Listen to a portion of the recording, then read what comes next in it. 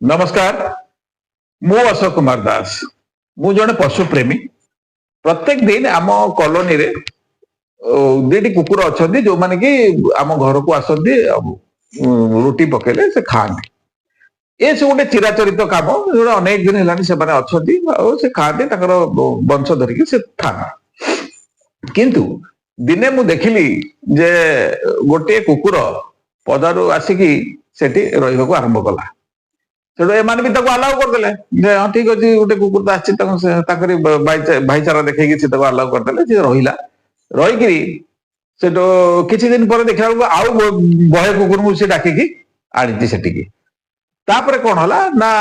जो पुणे कुकुर थिले से कुकुर को रुटी पकेला बेलू ए कुकुर कौन हले जेतु संगठित थिले ताको अटैक करिकी ताको घाइला कले सेठू मु एटा देखिकी मते भारी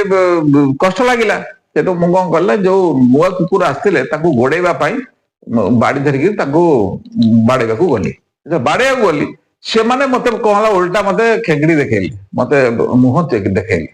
सेठू से मुह देखा भितर दी पहाड़ समस्त देला परे से सब जे जुआड़े पळैले तेणु एठी कथा अछि जो माने एमती आछन आपण ताको भाबंतुनी जे से सब भाईचारा पई आछन